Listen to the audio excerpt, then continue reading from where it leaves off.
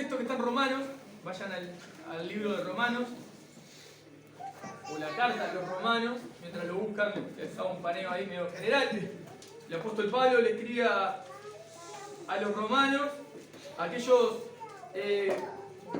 cristianos que estaban acercándose al Evangelio, estaban conociendo a Jesús, habían conocido a Jesús y demás. Pablo le escribe con el deseo de ir a verlos, de poder estar ahí, le escribe esa carta con el deseo de ir a verlos. Pero también expone una cantidad de cosas que son fundamentales, son como parte del cimiento de la doctrina cristiana, de lo que creemos, de lo que vivimos. Romanos capítulo 1. Yo lo que quiero compartirles con esto hoy, lo que deseo que Dios me ayude a compartirles para reflexionar sobre esto, como les decía al principio, nosotros llegamos muchas veces en nuestro corazón con una idea, llegamos con una intención a la iglesia, si le llamamos iglesia al lugar, pero en realidad la iglesia somos cada uno de los miembros, son 4 paredes y un techo. La realidad es que nosotros llegamos con diferentes necesidades cuando llegamos. Algunos adictos a la mentira, otros adictos al juego, otros adictos al adulterio, otros adictos a la pornografía, otros adictos a las drogas, otros a la depresión, otros a la ansiedad, diferentes cárceles o diferentes esposas, ¿no? En el que te tenían atado, y llegamos todos con diferentes necesidades, creyendo que esa era la necesidad mayor, resolver ese asunto nosotros, o idea de suicidio, o lo que quieran poner. Cada uno sabe con qué se encontró que lo hizo correr a los pies de Dios. Otros, como también decía, muchos llegaban para poder hacer que el que tenía a su lado cambie, o traer a su hijo porque no cambia más, ¿no? Y terminó encontrándose que tenía que cambiar uno y no el que tenía al lado, en primera instancia. Entonces, diciéndoles esto, ¿por qué?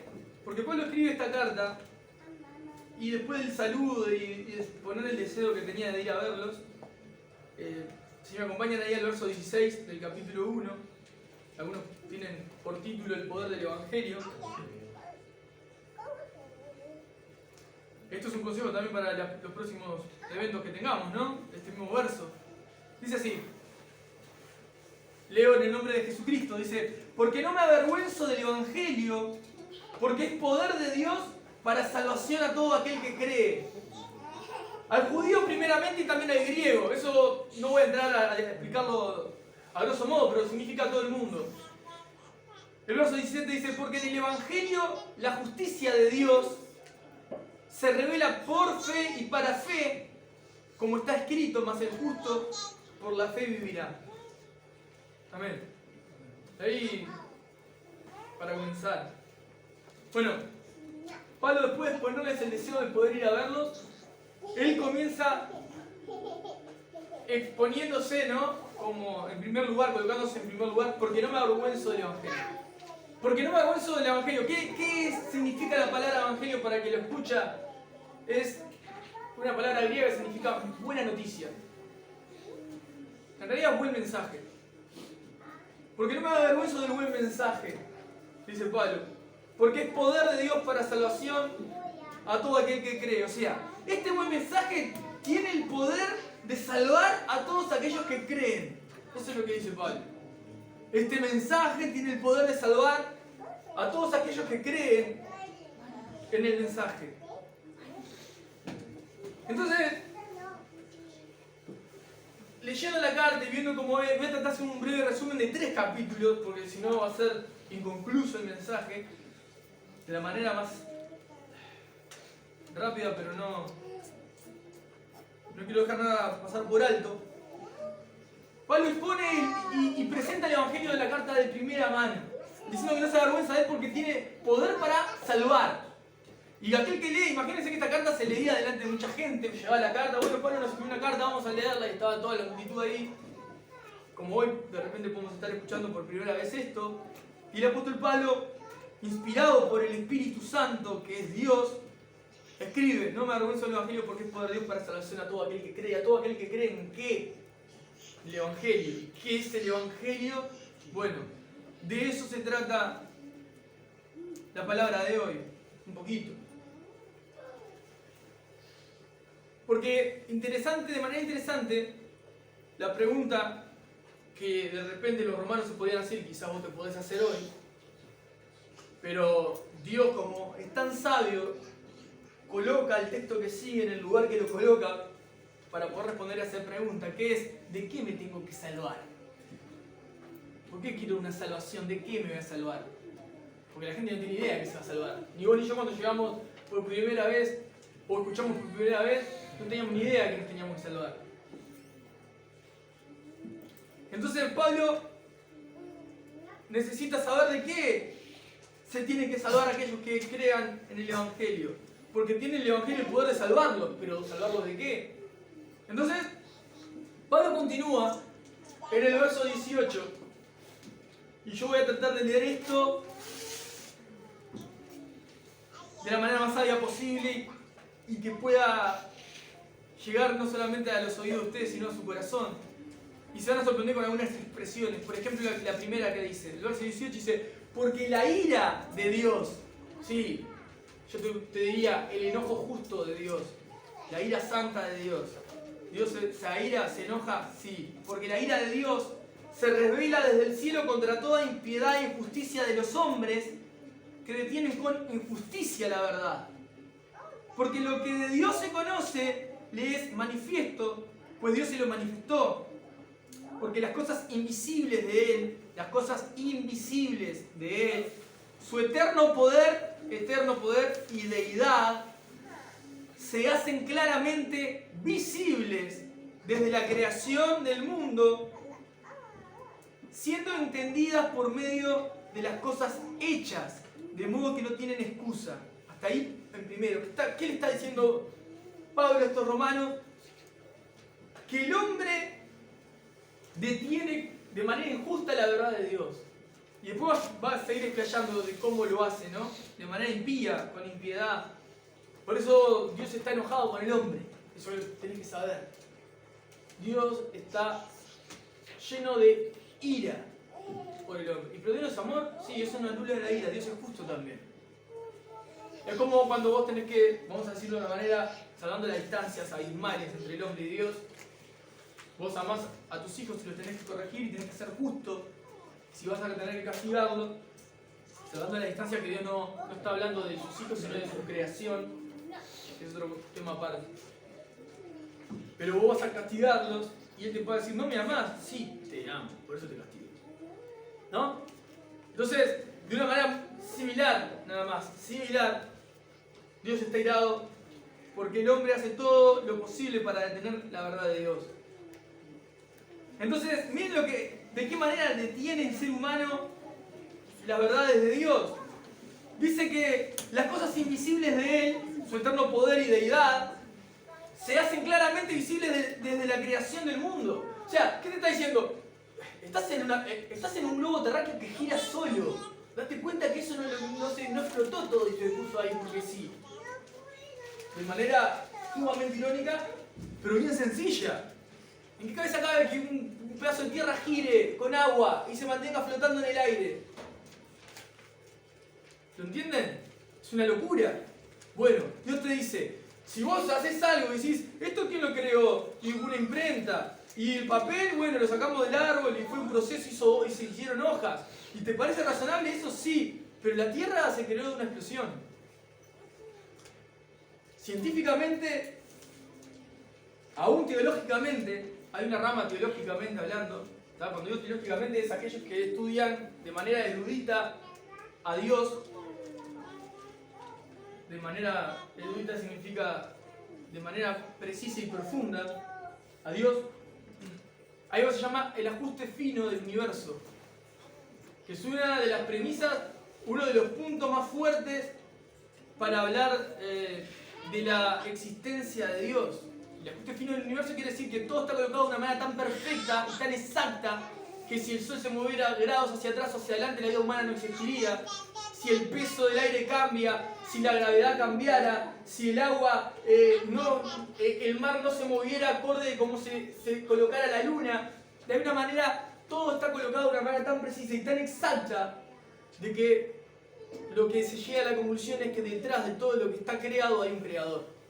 De hecho, nosotros somos imitadores de Dios de alguna manera, porque todo lo que vos vestís y todo lo que vos comés en su gran mayoría, o lo que lees, lo tenés en tus manos porque alguien lo creó. Entonces, así de alguna manera que nosotros también creamos las cosas y las damos por sentado como verdades porque la vemos, Dios dice, bueno, ustedes tienen toda la creación a su alrededor de manera perfecta y se despliega desde el cielo, la tierra, todo lo que ustedes ven, y ustedes así niegan la existencia de Dios. Eso es lo que está diciendo Pablo a los romanos. El ser humano niega a Dios cuando las cosas ya hechas son más que evidentes que tuvo que haber un creador. Ese es el argumento, uno de los argumentos más fuertes de los teístas, de los que creen en la existencia de Dios. Y ahí entramos nosotros como cristianos. Sabemos que Dios existe, ya por el simple hecho de ver la creación, nos damos cuenta que hay un creador de todas estas cosas. Entonces él dice que las cosas invisibles de él, su eterno poder y deidad, se hacen claramente visibles desde la creación del mundo, siendo entendida por medio de las cosas hechas, de modo que no tienen excusa. ¿Qué quiere decir? Mañana vas a estar delante de Dios y decir, no, yo no me di cuenta que vos eres un creador. ¿Cómo que no? ¿No pensaste cómo se creó el universo? Te voy a decir. ¿O no pensaste qué estabas haciendo en un globo girando en la Tierra? ¿Creíste que vos naciste porque vos quisiste? Porque a ese punto llega la soberbia del ser humano, el orgullo del hombre. Así éramos muchos de nosotros. Entonces eso es lo que dice él, de modo que no tienen excusa. Pues habiendo conocido a Dios, por medio de las cosas hechas, no le glorificaron como a Dios. Esto desde el momento de la creación en adelante, ¿no? ¿Qué quiere decir que no le glorificaron? No le dieron el reconocimiento que Dios merece. Ni le dieron gracias, sino que se envanecieron en sus razonamientos y su necio corazón fue entenebrecido. Cuando comencé a leerles el verso 18, van a ver que la Biblia tiene un título que dice la culpabilidad del hombre. Y hoy hablamos de qué nos tiene que salvar Dios. Bueno, justamente, vamos a empezar a leer una cantidad de cosas que si vos querés pararte delante de un Dios perfecto y santo y sin errores, no vas a tener manera de justificarte delante de Dios. No, pero en realidad yo tengo estos problemas porque fulano, o porque mengano, o porque el otro, o porque no me dieron la oportunidad, o porque no alcancé, o porque nadie me dijo, o porque no tenía interés, o porque no me imaginaba. Entonces, ¿de qué me tengo que salvar? ¿De qué Dios nos salva? Bueno, justamente, lo que primero hace es quitarnos la culpa. Acá lo que Pablo está haciendo es mostrarles a todo ser humano que el ser humano no es perfecto, obviamente, y que tiene errores, que nosotros llamamos pecado. Pecado es errar al blanco, o sea, es equivocarse. Hay una manera en la que las cosas fueron creadas y vos las querés llevar de otra manera. Eso es pecar. Entonces vas a ver que no hay un ser humano, salvo Jesucristo, que pueda calificar frente a semejante condición, ¿no?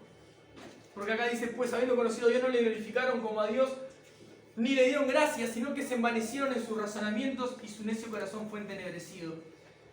Se envanecieron en sus razonamientos, sus pensamientos empezaron a apuntar en vez de a Dios, que fue el que los creó, hacia ellos mismos. Buscaron una gloria que no era una gloria real, no era una gloria persistente, era un reconocimiento vano. Eso es envanecer su razonamiento, empezaron a apuntar hacia ellos mismos con orgullo, empezaron a buscar su propio bien por fuera del que los creó.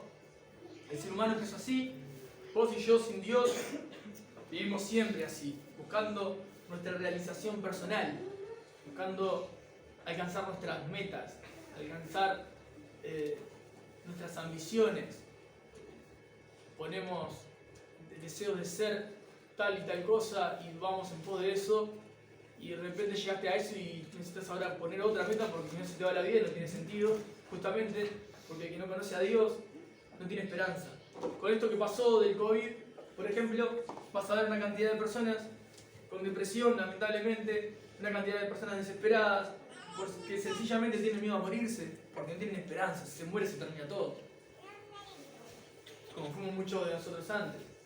Una vida tan limitada y tan aburrida que creemos que si no morimos se termina todo. Y el tema es que sigue todo. Ahora, permanecer en sus razonamientos. Y después dice, y su necio corazón fue entenebrecido.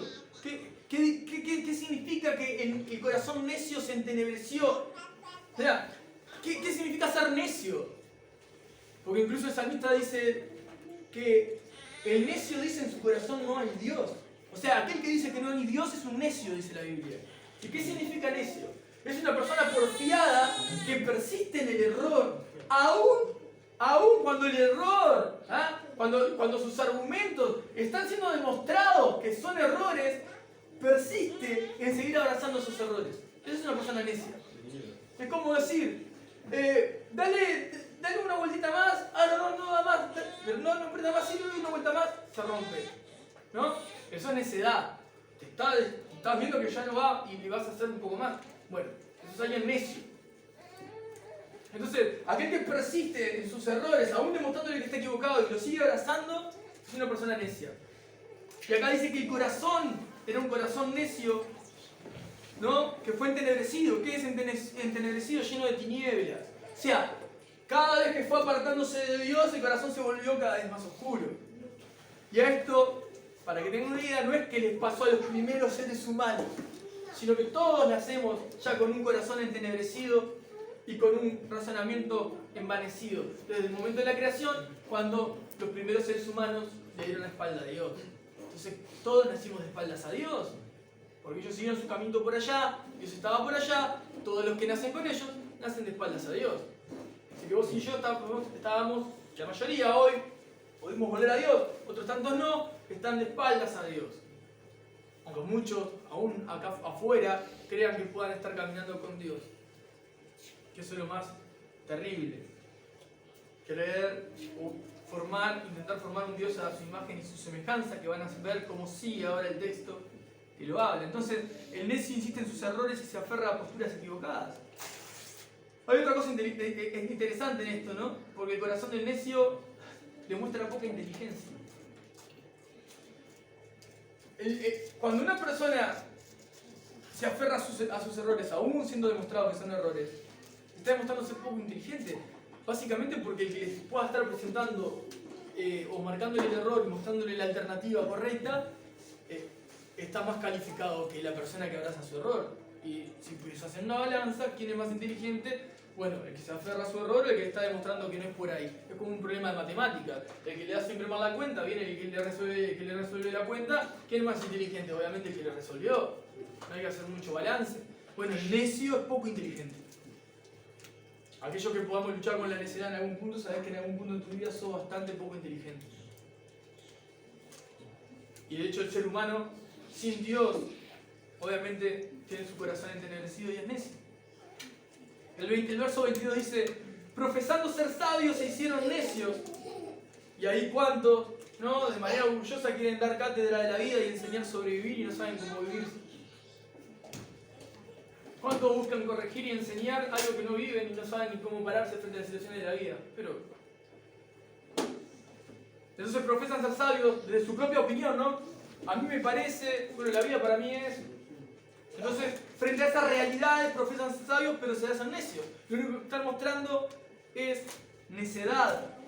Y miren cómo sigue esto, el 23 dice, y cambiaron la gloria del Dios incorruptible, o sea, el Dios que es puro, santo, sin errores, perfecto, cambiaron la gloria, el reconocimiento del Dios incorruptible, o sea, en vez de reconocerlo a Dios, lo cambiaron en semejanza de imagen de hombre corruptible. O sea, ¿qué hicieron? Hicieron estatuas. Dice de hombre corruptible, de aves, de cuadrúpedos, de reptiles. ¿Cómo se llama eso? Idolatría. El ser humano, al estar de espaldas a Dios, pero como fue creado para ser dependiente, no independiente, no existe un ser humano en el mundo que no siga a algo. Y el que no siga a algo se sigue a sí mismo. Se está colocando en el lugar de Dios. El ser humano fue creado para ser dependiente. De tal manera que tenés gente que idolatra al fútbol, tenés gente que va a idolatrar, no sé, la música, hay gente que va a idolatrar bandas, hay gente que va a idolatrar figuras. Hoy tenemos influencers, tenemos millones de cosas. Entonces, el que idolatra en aquel tiempo, no, obviamente, estas personas hacían sus propias religiones, ¿no? Siguiendo a esculturas de hombres, de aves, de cuadrúpedos, de reptiles, cualquier otra cosa era mejor que darse la vuelta y reconocer al Dios soberano. No es muy alejado de la realidad de hoy, ¿no? Seguimos viendo que hay gente que venera estatuas, que venera aves, que veneran cuadrúpedos, ¿no? Que veneran cualquier tipo de reptiles. Los tenés por todo el mundo, hay pila de religiones, sectas y gente que no pertenece a ninguna en particular, pero que tiene su santuario para postrarse delante de cosas que no existen. Entonces, esto es idolatría. Por causa de esto, el verso 24 dice, por lo cual también Dios los entregó a la inmundicia. ¿Qué quiere decir eso? Que Dios los haya entregado, que fue Dios y los tiró ahí y los arrojó. No, Dios les dio la libertad que ellos quieren. Si vos querés hacer las cosas que están mal, esa es la realidad. O sea, vos querés hacer lo que vos querés hacer y no lo que Dios quiere que hagas. Eso es que Dios te entregue a lo que vos querés ser. Sencillamente es, yo quiero vivir a mi manera. Bien, Dios te entrega a vivir a tu manera, pero tu fin va a ser ese, ¿no?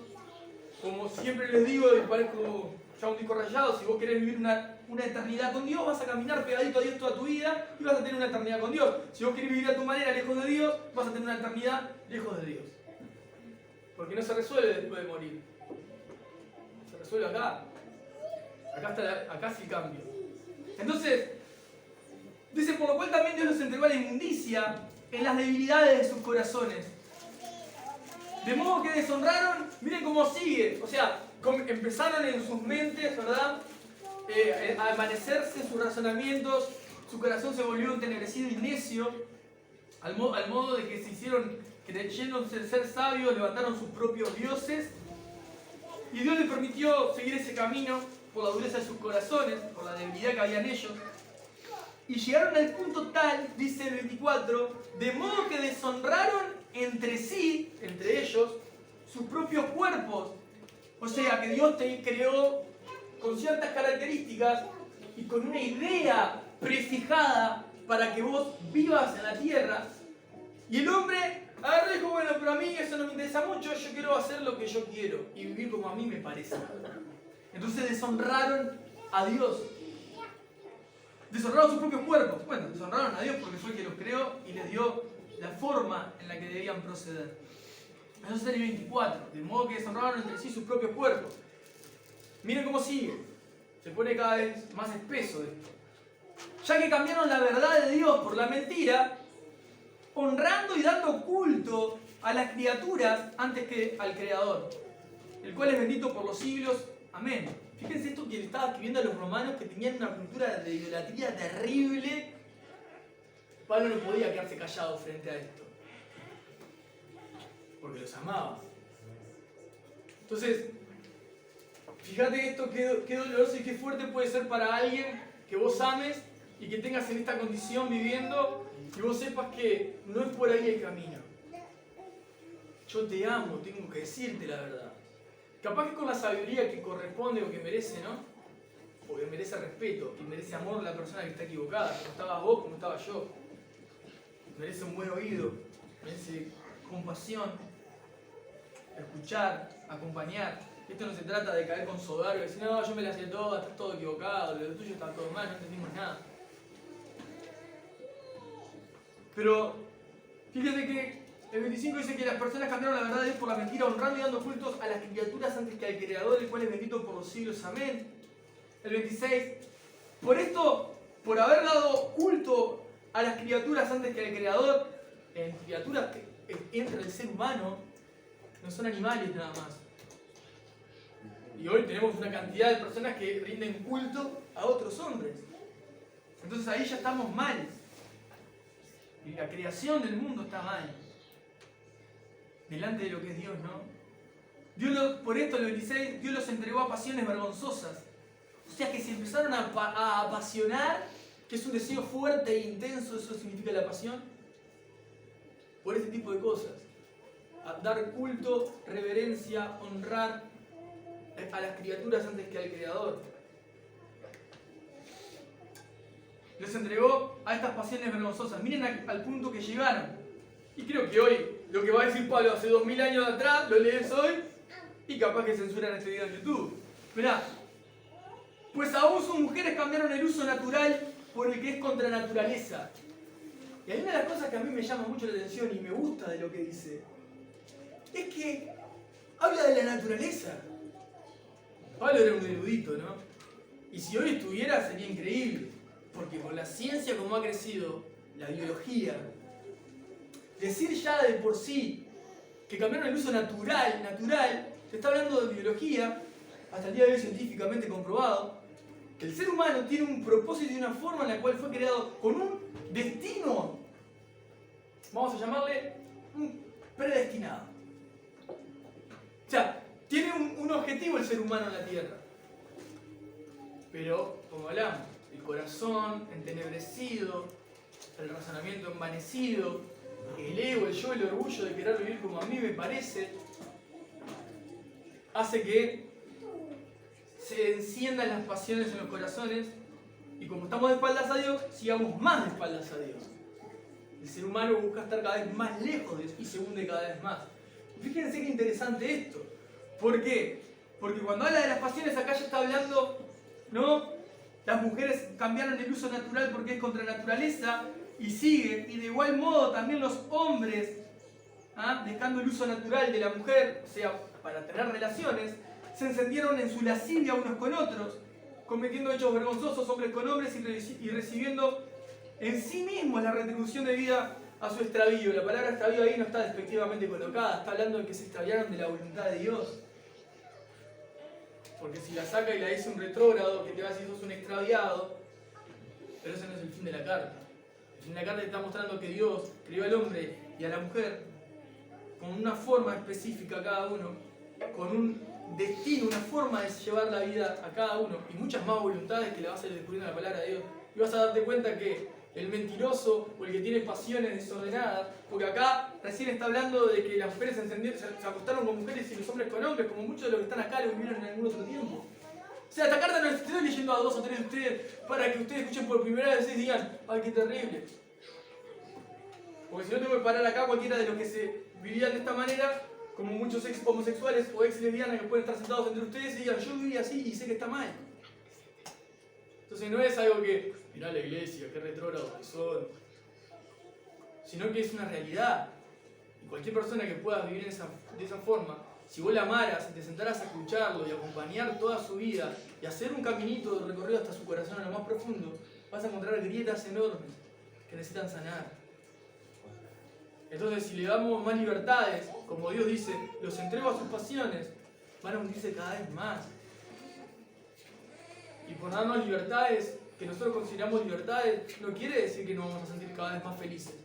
Cada vez se están sintiendo más vacíos. Si ustedes ven la tasa de suicidio, crece cada vez más año por año.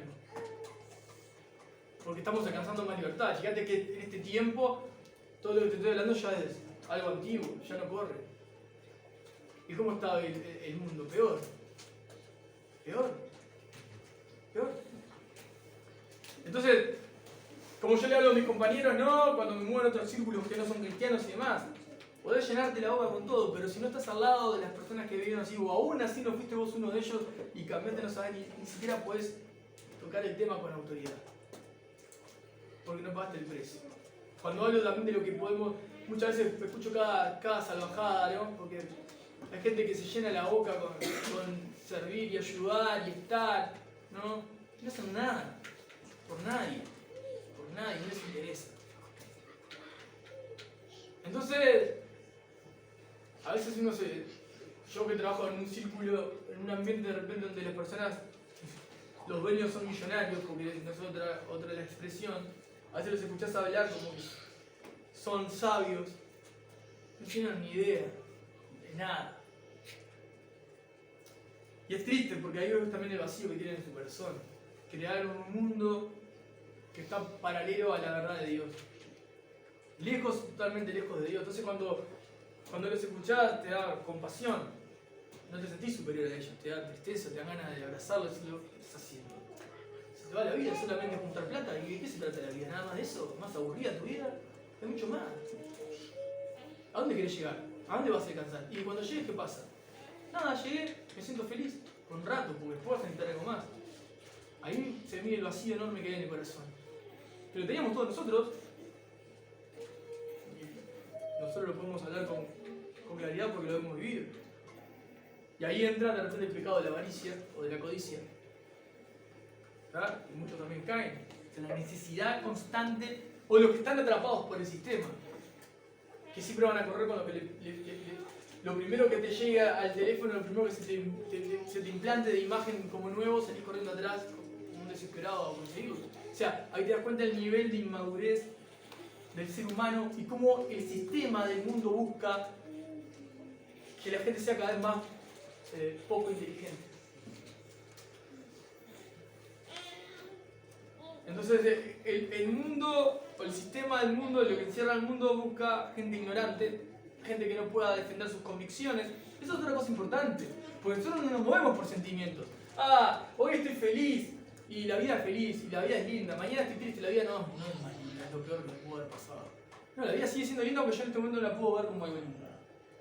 Nosotros nos movemos por convicciones. ¿Qué quiere decir? Que si Dios dice que esto está bien, eso está bien. Y si esto dice que está mal, independientemente de lo que yo sienta. Porque mi corazón va a tirar siempre para el error, porque yo nací de espaldas a Él. Y esta carne, este cuerpo, sigue buscando ir en contra de Dios. Entonces, si nosotros nos movemos por convicciones y no por sentimientos, si yo les digo que yo hoy, como ya le dije y lo digo con mucho respeto, ojo, si yo me siento un unicornio, ustedes me tienen que respetar. ¿Por qué? Porque me siento. Y eso es lo que se enseña hoy. Como te sientas y yo tengo que respetarte. Ahora, cuando yo salgo ahí hablando, como hablamos 20.000 veces, como muchos de nosotros fuimos adictos, y tenemos a otros que están hechos pedazos afuera, y vos vas y le decís, ¿cómo te sentís hoy? Ahora me estoy sintiendo increíble. Te tengo que respetar. Sigue haciéndolo si te parece que está bien y te hace bien. Te estás muriendo, muchacho. ¿Tengo que respetar ese sentimiento? No. Ese sentimiento no lo puedo respetar. Porque si lo amo, tengo que ayudarlo. Porque sé que va a terminar muerto. Entonces los sentimientos no definen lo correcto o lo incorrecto. Eso es algo que tenemos que tener claro. Cualquier persona inteligente lo entiende. Pero a la hora de la práctica, pifiamos. Los sentimientos no definen lo correcto de lo incorrecto, sino las convicciones.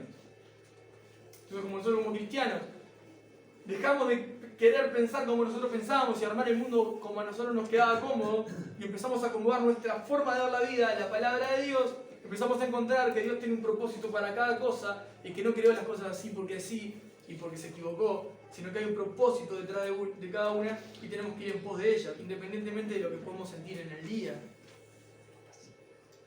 Es muy importante poder entenderlo. Entonces dice el 27 que de igual modo también los hombres, dejando el uso natural de la mujer, se encendieron en su lascivia, unos con otros, cometiendo hechos vergonzosos, hombres con hombres, y recibiendo en sí mismo la retribución debida a su extravío. Y como ellos no aprobaron tener en cuenta a Dios, ahí dejan claro el problema de por qué estos hombres estaban todos extraviados, no aprobaron tener en cuenta a Dios. Dios los entregó a una mente reprobada, o sea, les permitió seguir en lo que ellos querían seguir, si total vos querés vivir así. Dios los entregó a una mente reprobada para hacer cosas que no convienen, estando atestados. Y fíjense ahora la lista que pone Pablo, porque ninguno de nosotros nos podríamos quedar y pararnos delante de esta lista como diciendo, a mí esto no me afecta. Estando atestados de toda injusticia, si alguna vez, una sola vez, por quizá no me di cuenta, cometiste una injusticia, estás dentro de esta lista. Atestado de toda injusticia, fornicación, relaciones sexuales fuera del matrimonio. Dios los creó y los pensó para que se disfrute el placer al máximo dentro del matrimonio. Como le decía a un hombre hace un tiempo atrás, ¿no? Que es un músico, charlaba, y él me hablaba de que tenía un par de mujeres y no sé qué, no sé cuánto. Y yo le dije algo así como, lo hablamos mucho acá, ¿no? Que el hombre sea hombre, que se muestre como hombre y se comporte como hombre. Entonces, digo, pero hombre no sos vos, ¿no? Hombre es el que sabe amar a una mujer y quedarse para toda la vida con esa mujer. Ese es un hombre. El hombre fue creado para eso. Lo que haces vos es fácil, lo hace todo el mundo. El que no tiene la capacidad natural de poder hacerlo, lo tiene si tiene la plata para hacerlo. Entonces, hombre, bíblicamente, es el que se queda con una para siempre. Entonces este hombre quedó descolocado, ¿no? Porque claro, el concepto de varonil o del concepto de macho alfa que tiene va por otro lado. No tiene nada que ver con lo que enseña la Biblia. Así como fuimos nosotros en otro tiempo, ¿no? Teníamos el concepto de lo que era ser hombre de otra manera. Entonces, acá dice fornicación, una relación sexual fuera del matrimonio, y ahí también incluye a las mujeres, obviamente, ¿no? No es que hablé del hombre solamente porque entra el hombre, sino de la mujer. Dios diseñó un plan con el ser humano para que se lleve adelante. Perversidad, avaricia, perversidad, la mente perversa puede pensar cosas que quizá no se animarían a decirlas en voz alta, ¿no? El perverso o el que lucha con la perversidad como pecado tiene imaginaciones en su mente que son irreproducibles quizás. Y todo lo que estoy leyendo, muchos de los que estamos sentados acá hoy han luchado con esto, fueron dominados por esto y muchos luchan por esto para que esto no vuelva a dominarlos. No estoy hablando de algo que les pasa a la gente que no conoce a Dios, nosotros somos santos. No. Estoy hablando de cosas que dominaron nuestra vida por muchísimos años, pero gracias a Dios hoy no nos dominan y a muchos siguen luchando para que no lo dominen. Perversidad, avaricia, maldad, llenos de envidia, homicidios, contiendas, o sea, la necesidad de siempre ir al choque, engaños, malignidades, o sea, maldades por ser malos nomás, murmuradores, detractores, aborrecedores de Dios, injuriosos, soberbios, altivos. Miren que interesante, ¿no? Un pecado que también quizás muchos luchan con esto. Inventores de males, desobedientes a los padres. Ahí entran todos los que son hijos, todos. Pero esto va apuntando más a los menores, ¿no? Desobedientes a los padres, necios, desleales, sin afecto natural, implacables, sin misericordia. Bueno, basta bien larga la lista, ¿no? Y pueden seguir mucho más. Obviamente Pablo no va a poner todos los pecados que existen porque obviamente sería interminable. 32. Quienes habiendo entendido el juicio de Dios, que los que practican tales cosas son dignos de muerte. No solo las hacen, sino que también se complacen con los que las practican. O sea, el fin de todos aquellos que caminan detrás de este tipo de vida es una muerte eterna. O sea, Dios nos creó con un propósito. No me interesa absolutamente nada el propósito de Dios, vivo como a mí me parece. Perfecto, así va a ser tu eternidad, lejos de Dios. Eso es lo que dice el texto. Ahora, viendo el texto, cualquiera de nosotros decimos, pero acá no se salva nadie. Literalmente, por nosotros mismos ninguno nos salvamos. Un poquito más. Hoy tengo ganas de leerles. Dice el capítulo 2. Miren cómo dice, y esta te va a pegar en el orgullo, porque cuando la leí me pegó. Supongo que a vos te va a pegar también. Dice el capítulo 2. Por lo cual eres inexcusable, no tenés excusa alguna. Oh hombre, quien quiera que seas tú que juzgas, pues en lo que juzgas a otro te condenas a ti mismo, porque tú que juzgas haces lo mismo. Y eres inexcusable. Delante de Dios no tenés excusa alguna. No puedes presentar un argumento válido para tu pecado delante de Dios. Eso es lo que te está diciendo. ¿Entienden? O sea, lo que está diciendo es, vos que querés pararte como justo delante de Dios, no tenés forma ninguna de poder excusarte de tu forma de vivir. Quien quiera que seas. Vos que juzgás a otro, te estás condenando a vos mismo. Porque tú que juzgas haces lo mismo. ¿Qué está diciendo? ¿Qué quiere decir lo mismo? Pero yo no mato, pero miento. Lo que está diciendo es que haces lo mismo, pecás. Vos también pecás. Mas sabemos que el juicio de Dios contra los que practican tales cosas es según verdad. O sea, el juicio de Dios es correcto. Y piensas esto, oh hombre, tú que juzgas a los que tal hacen y haces lo mismo, que tú escaparás del juicio de Dios. ¿O vos pensás que Todos vamos a ir delante de Dios en algún momento. Ahora, ¿cómo vamos a pararnos? ¿Tratando de buscar nuestro propio argumento y justificarnos nosotros mismos delante de Dios? Quizás para los que son cristianos tienen la respuesta clara. El 4 dice, o menosprecias la riqueza de su benignidad, o sea, lo bueno que es, su paciencia, porque podría haber matado a todos hace tiempo, su paciencia y longanimidad, o sea, su generosidad, ignorando que su benignidad te guía al arrepentimiento. O sea, estás menospreciando e ignorando las bondades de Dios al punto que no te das cuenta de que ellas mismas, si te acercás a Él, te van a guiar al arrepentimiento. Qué importante el arrepentimiento, ¿no? Porque es el quiebre, la bisagra para poder pasar a la voluntad de Dios. Arrepentirse es cambiar de mente, cambiar mi manera de pensar. Lo que yo quería correcto ya no es más. Lo que yo quería seguir ya no es más. Lo que yo tenía como verdad absoluta ya no lo es más. Eso es arrepentimiento. Me arrepentí, no lo voy a volver a hacer. Y lo volví a hacer. 15.000 veces lo volví a hacer. Entonces tu mente no fue transformada, porque arrepentirse, la palabra arrepentimiento que viene del griego metanoia, es cambio de mente. Si tu mente no cambia, la manera de ver la realidad, te tiene que cambiar la forma de accionar. Si tu mente no cambia, tus acciones no cambian. Si tus acciones siguen las mismas, tu mente no cambió, no te arrepentiste. Eso es lo que significa. Ahora, cuando vos decís me arrepentí, ¿te arrepentiste realmente? Porque cualquiera de las cosas que he nombrado hoy como pecados, si dominan tu vida, necesitas arrepentirte. Necesitas arrepentirte. Es cambiar tu mente, quitar esto como que era verdad absoluta para mi vida, que era el placer que encontraba en mi vida, que era la manera en la que yo vivía, y colocar las verdades de Dios como verdad absoluta y abrazar las verdades de Dios. No menospreciarlas. El verso 5, mirá que es duro Pablo para esto, ¿no? Dice, pero por tu dureza y por tu corazón no arrepentido, la dureza. O sea, todos los que estamos oyendo esta palabra hoy estamos endureciendo nuestro corazón y estamos diciendo, no me interesa, ¿no? Pero por tu dureza y por tu corazón no arrepentido, atesoras para ti mismo ira para el día de la ira y de la revelación del justo juicio de Dios, el cual pagará cada uno conforme a sus obras. O sea, lo bueno que vos puedas hacer moralmente dentro de tus parámetros de moralidad, lo que vos crees que es correcto o no, Dios te va a juzgar según eso. Pero te vas a dar cuenta que tus buenas obras no califican en la perfección de Dios. No se llegan ni a los talones. Entonces no hay nadie que se pueda sostener delante de un Dios santo siendo pecador. Esa es la realidad.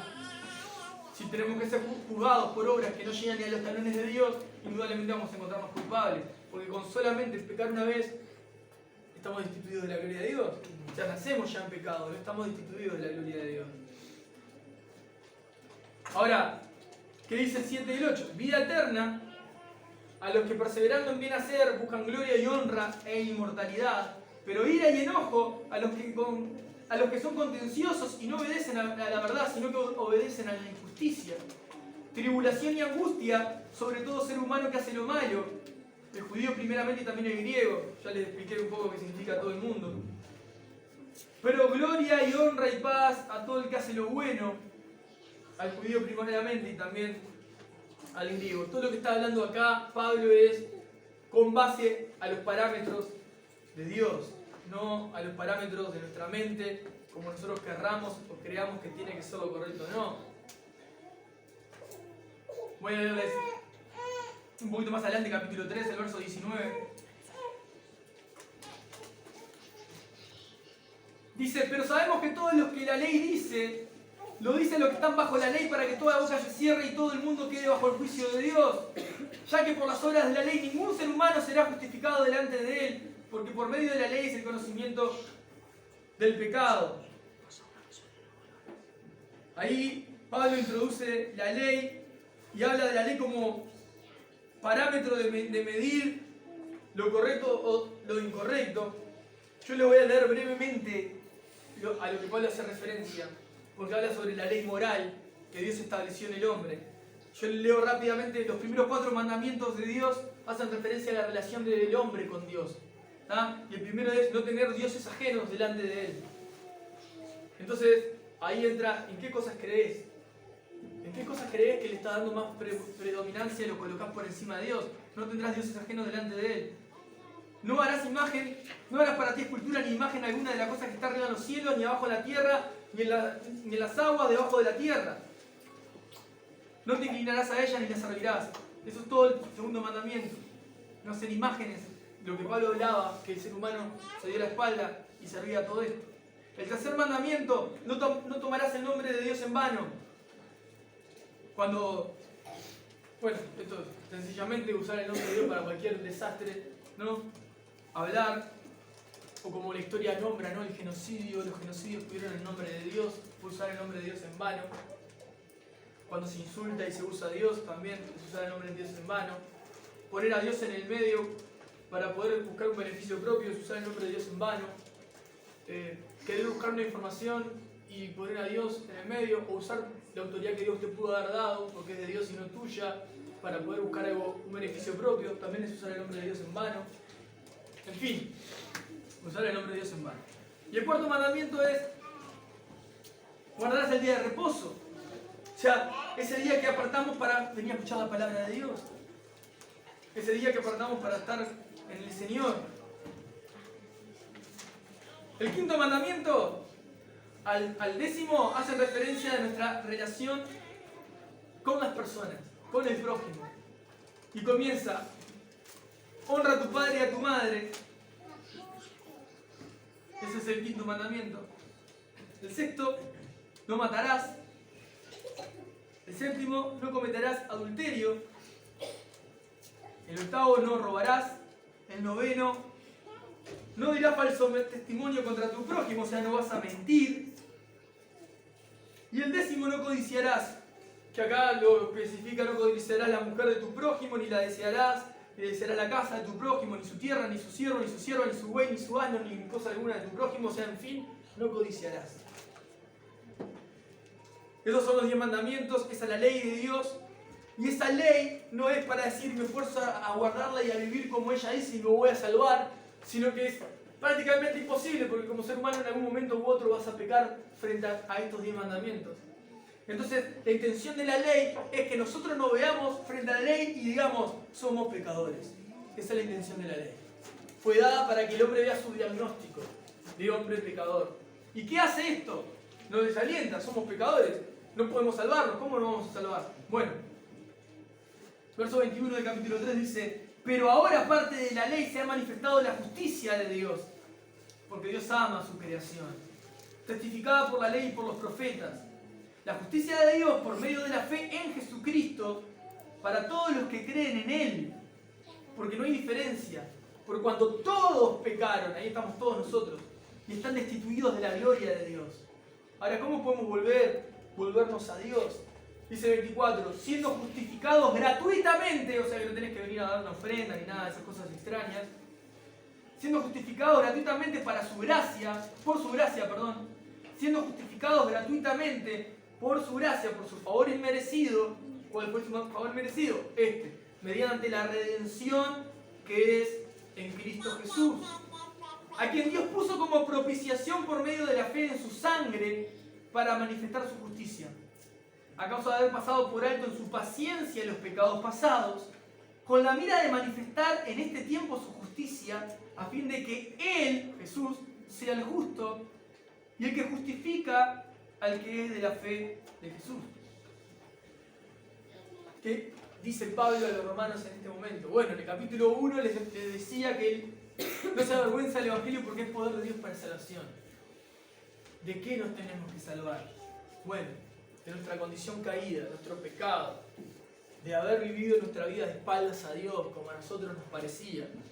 Entonces, no solamente Dios nos trae acá porque es una casualidad de domingo, no, sino que Dios nos habla a nuestra alma diciendo: esta es la condición de tu alma, esta es la condición en la que el ser humano vive y corre detrás de todo esto. Esto está por fuera de la voluntad de Dios, necesitamos arrepentirnos.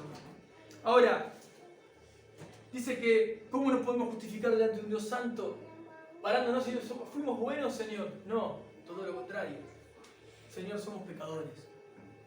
La intención de Dios es que reconozcamos que podamos morir el orgullo. Que podamos decir: mira, yo no puedo vivir así. Yo hago las cosas como me parecen todo el tiempo. Nunca tomo en cuenta a Dios, nunca se me pasa por la cabeza. En los momentos difíciles lloro y le pido algo, pero después no le pido más nada. A veces soy agradecido. Entonces, Dios nos coloca delante de Él y delante de su estándar, imposible de alcanzar. Jesucristo vivió su vida de manera perfecta, sin pecado alguno. Jesús es Dios. Vino Él mismo a dar su vida por nosotros. ¿Y qué dijo? Para los que creen en Él, en el Evangelio, la buena noticia es esa. Jesucristo vino por amor a entregarse para que todo aquel que mira a Él, lo mire a Él y crea en Él, sea perdonado, la culpa es quitada. Es limpio el pecado de su vida y se quita. El que vivía y era un borracho ya no es más borracho, no es un alcohólico para siempre que está en recuperación. No, quitó Dios el pecado de su vida. Lo mismo que el que era adúltero, o el que vivía una vida de lascivia, el que vivía el homosexualismo, el que vivía como si fuese un trans, o el que vivía robando, o el que vivía golpeando, o el que vivía mintiendo. El pecado que quieran poner. O sea, todos aquellos que vivimos en algún momento desviados, extraviados de la voluntad de Dios, Dios, al que nos pone a Jesucristo en la cruz y al mirarlo y creer en Él, Él pagó por nosotros lo que nosotros merecíamos, y ahí en más pasamos a tener una nueva vida. Cambia nuestro corazón. De tal manera lo cambia Dios, que lo que queríamos vivir antes ya no queremos vivirlo más. Nuestro corazón, nuestra carne sigue queriendo ir hacia el lugar equivocado. Pero Dios en nosotros nos impulsa a hacer su voluntad. Ahora, si esto no es una buena noticia, no sé lo que es una buena noticia. Yo quiero que nos cuidemos, y como hijos de Dios, aquellos que conocen al Señor, quiero que se cuiden de dos cosas que les leí. En Romanos 1:21 les leí esto: pues habiendo conocido a Dios, no le glorificaron como a Dios ni le dieron gracias, sino que se envanecieron en sus razonamientos y su necio corazón fue entenebrecido. Cuidémonos, aquellos que han oído de Jesucristo, aquellos que entienden conocer a Dios. Guarden sus pies de vivir una vida que no glorifique a Dios, una vida que no sea agradecida. Guárdense de caer en un corazón que se envanece. Y guárdense de caer en necedad. Sobre todo la necedad, ¿verdad? La necedad del corazón. En realidad, los razonamientos que se envanecen también son producto del necio corazón, ¿no? Pero cuando dice necio corazón, como les decía, son esas posturas que están en nuestros sentimientos tan agarradas como verdades absolutas y no cambiamos la postura aún sabiendo que estamos equivocados. Sé que está mal, pero Dios sabe, conoce mi corazón. Sí, conoce tu corazón, que tu corazón está mal. ¿Quién se va a poner a llorar contigo? Tenés que cambiar. Entonces muchas veces caemos en eso, ¿no? Hacemos como a Dios como más romanticón. No, pero Dios, viste que bien bueno, es tan santo, y Él es amoroso y compasivo, Él me entiende. Él te entiende, por eso te está diciendo que cambies. Porque si seguís por ahí, vas mal. Vas mal, no puedes hacer como que esto no está pasando y bueno, en algún momento se va a solucionar. Porque todo tiene repercusiones. Es como las relaciones de matrimonio. El diálogo es fundamental. El diálogo y un buen oído. Porque si hay gente que solo habla y no escucha. Entonces tenemos que aprender a tener un diálogo fluido. El diálogo es entre dos. Y para eso necesitamos buenos oídos. Entonces, tenemos que cuidarnos. Cuidarnos de corazón entenebrecido, de la mente entenebrecida y del necio corazón. O del corazón entenebrecido y del razonamiento envanecido. Y lo otro que quería decirles, que estaba en el capítulo 2, en el verso 4, que también nos podamos cuidar de esto, de menospreciar la riqueza de su benignidad, de su paciencia y de su generosidad, y de caer en la ignorancia de que Él nos guía al arrepentimiento. A veces creemos que no, Dios va a hacer lo que tiene que hacer en mí, ¿no? Él va a llegar el momento y Él va a cambiarme. Escuchá una cosa, vos ya conoces a Dios, vamos a suponer, ¿no? Sí, ya conozco a Dios, perfecto. Conoces a Dios, listo, sabes cuál es su voluntad, listo, ya está. Él ya te dijo su voluntad, ¿qué estás esperando? Tenés que responder a su verdad. Ahora, como un padre amoroso a sus hijos, ahí sí entra su disciplina. No esperes una disciplina para que Dios corrija tus pasos.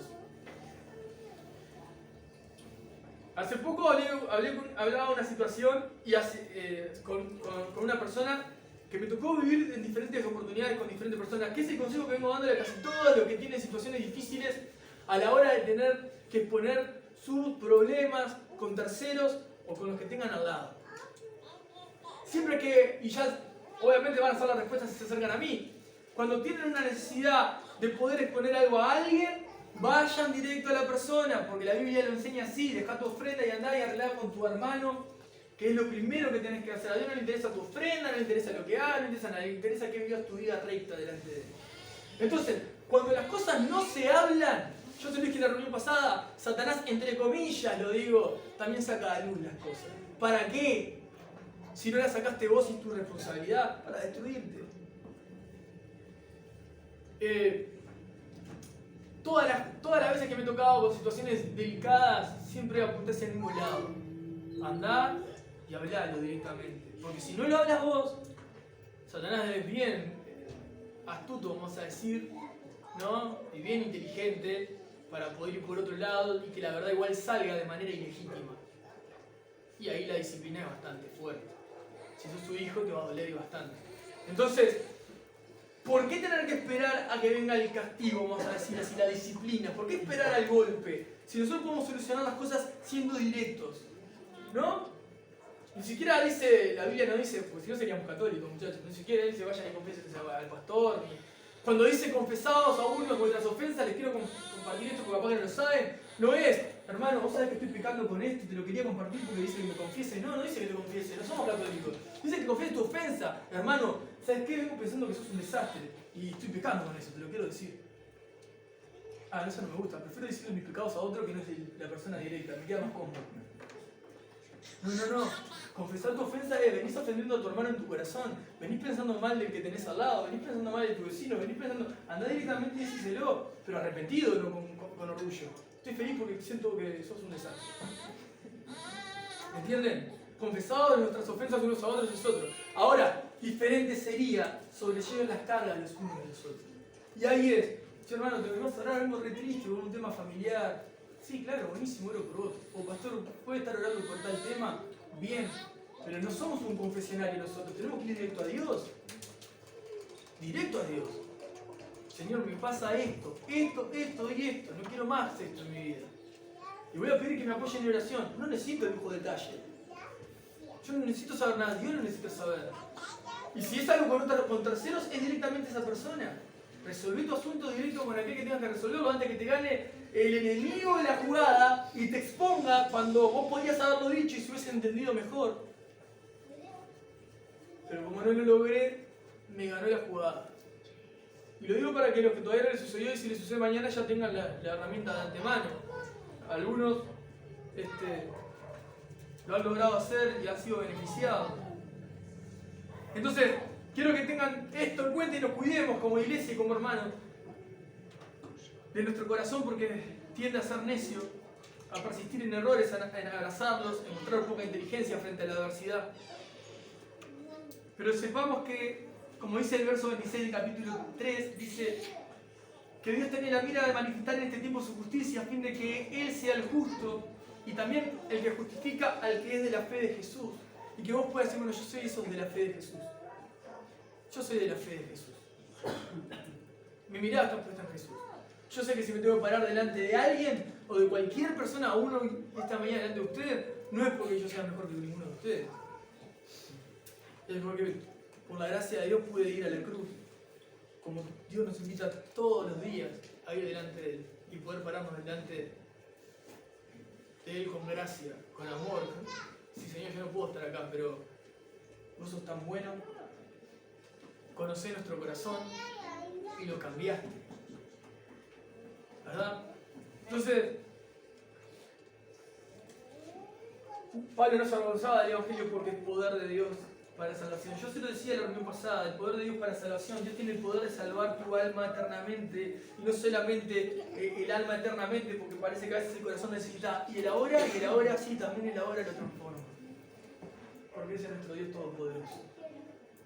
Y capaz que tener necesidades que quizás no las tengas en cuenta y digas, pero esta necesidad Dios no tiene la capacidad de cambiarla. Sí la tiene. Claro que la tiene, pues Dios, Él te creó.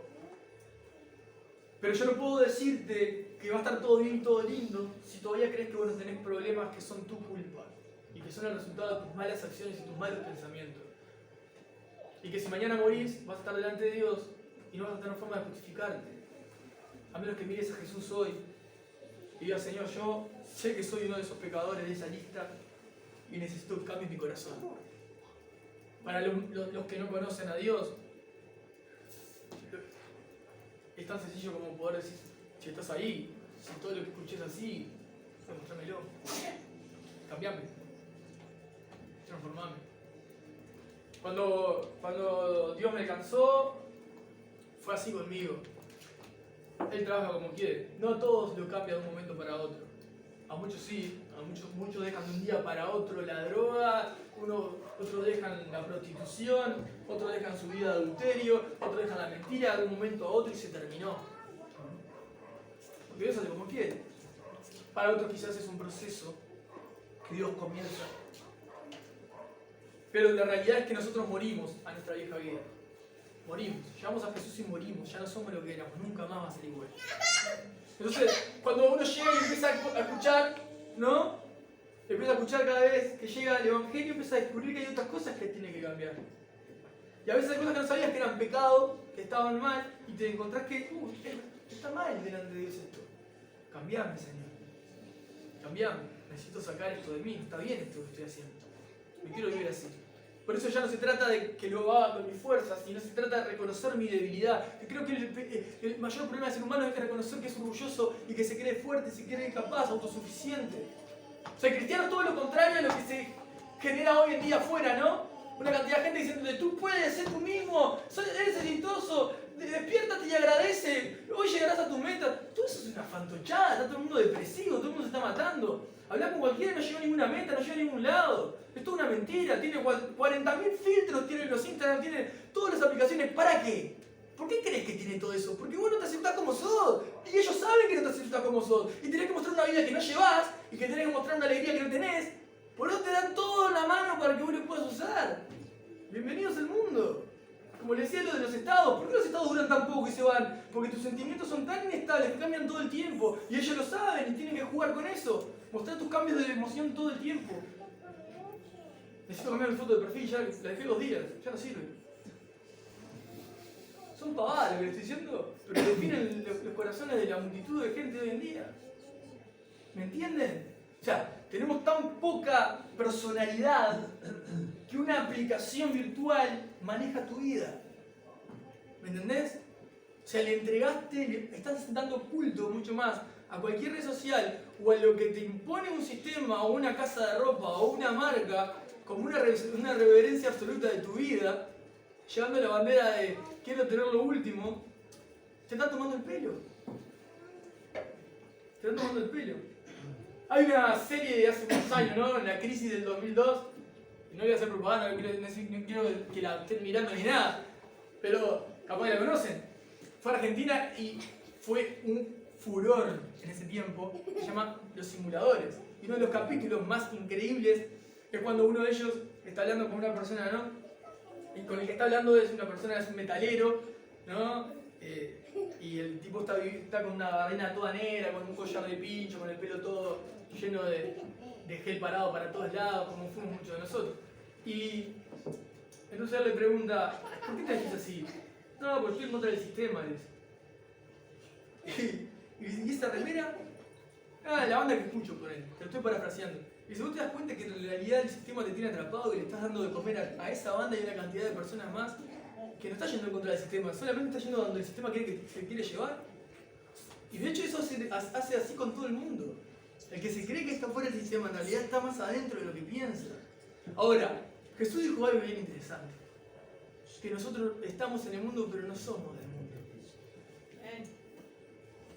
Jesús es el único que pudo salir del sistema y el único que venció el sistema del mundo.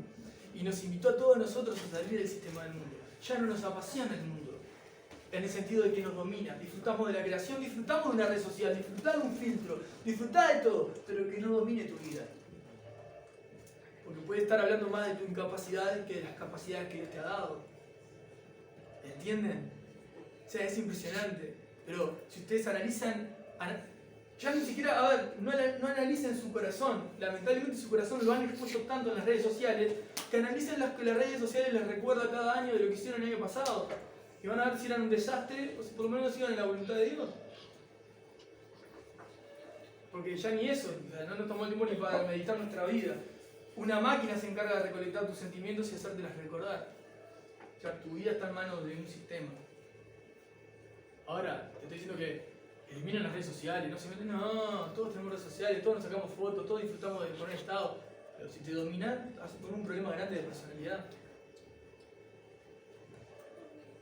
Así que bueno, hermanos, este es el mensaje que tengo hoy. Yo les quiero recordar esto. En Dios hay esperanza. ¿Sí? Solo Dios puede cambiar tu vida para siempre. Y acá para siempre. Para siempre.